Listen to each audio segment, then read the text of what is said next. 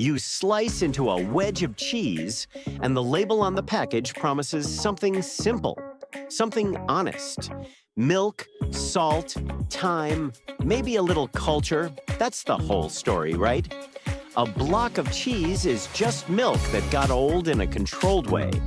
But that block sitting on your cutting board, it's hiding at least 3 secrets.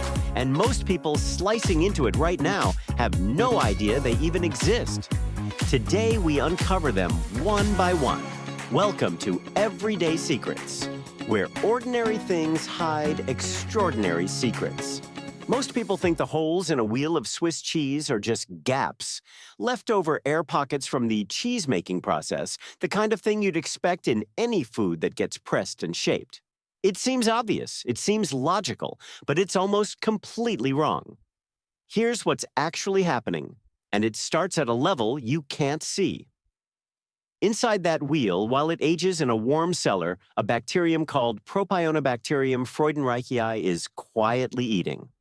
Not eating the cheese exactly, eating the lactic acid left behind by the first round of fermentation. And as it eats, it exhales, not air. Carbon dioxide, millions of these bacteria breathing out gas into a solid block of curd for weeks at a time. That gas has nowhere to go, so it pools. It pushes the curd apart from the inside, one slow bubble at a time, until you get a smooth, round cavity sealed inside the cheese. That's the hole. It isn't missing cheese. What you are biting through is a pocket of gas created by millions of bacterial breaths, trapped and preserved. But those holes hide another secret. If your Swiss cheese doesn't have holes anymore, that's not a manufacturing flaw. Cheesemakers noticed decades ago that the holes were slowly vanishing from wheels that should have had them. It turned out that modern milk, filtered more aggressively than it used to be, has fewer of the microscopic hay particles that used to give the gas bubbles something to form around. Cleaner milk, it turns out, makes flatter cheese because the holes that gives it volume are missing. Some producers now add tiny amounts of hay powder back in on purpose just to bring the holes back. So the next time you see a slice of Swiss cheese with no holes at all, you're not looking at a cheaper cheese. You're looking at a cheese made with milk that's almost too clean for its own tradition. The next secret is hidden without a visible trace. Most people who bite into a well-aged Parmesan and feel that gritty, crunchy texture assume it's salt crystals. Or worse, they assume something in the cheese has gone wrong. But it's neither. The real reason is far more surprising. As Parmesan ages, enzymes slowly break their proteins apart into individual amino acids. Most of those amino acids stay dissolved in the cheese, but one of them, tyrosine, barely dissolves at all. Given enough time, usually 18 months or more, tyrosine starts pulling itself out of solution and hardening into tiny white crystals, scattered through the cheese like grains of sand. That crunch you feel isn't salt, and it isn't spoilage. It's tyrosine crystals, one of the clearest signs that the cheese has been aging for a very long time. But that raises another question. If every cheese contains protein, why don't they all develop these crystals? Because most cheeses never get the chance. Parmesan spends far longer aging than almost any other cheese. As moisture slowly evaporates, its proteins become more and more concentrated. Given enough time, tyrosine crystallizes naturally, creating the crunchy texture that has become one of the clearest signs of a well-aged Parmesan.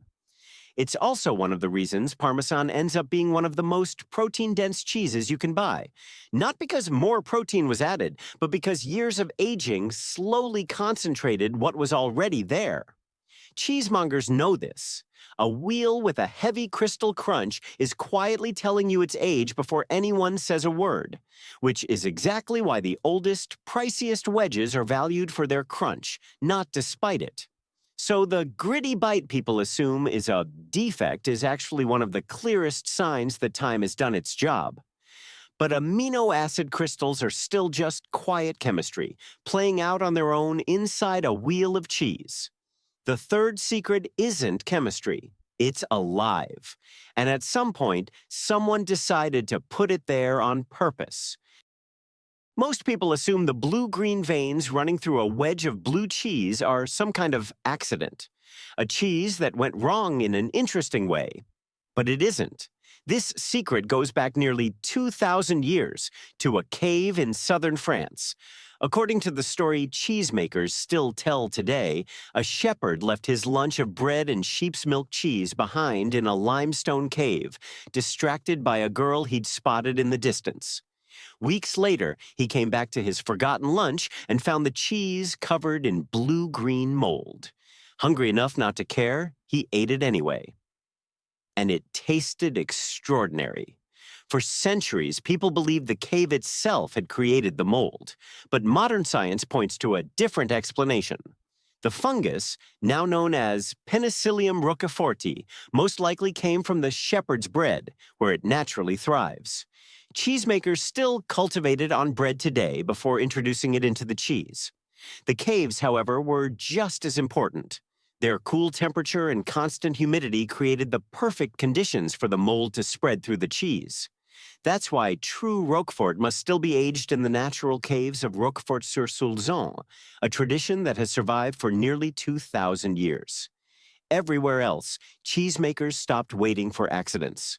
Today, penicillium spores are grown deliberately on sterilized bread or grain, dried into a fine powder, and then injected directly into wheels of blue cheese with long needles, following veins the cheesemaker chooses. Every blue vein you've ever eaten is a domesticated version of a wild mold a hungry shepherd once found by accident. So, 3 very different processes and 3 very different timelines all end up on the same cutting board. A bacterium-breathing gas into a wheel until it hollows out a hole. An amino acid slowly crystallizing out of the cheese until it crunches between your teeth. A wild mold, once discovered by accident, now grown on purpose and threaded through a wheel with a needle. The next time you cut into a piece of cheese, you're not just looking at food. You're looking at millions of tiny processes that have been unfolding for months or even years before the first bite. If this changed how you think about cheese, hit the like button. Share it with someone who still thinks those crunchy bits in Parmesan are salt. And subscribe to Everyday Secrets for more hidden stories behind the things you never thought to question. Because the most ordinary things always have the most extraordinary secrets. Which of these 3 secrets surprised you the most? Tell us in the comments.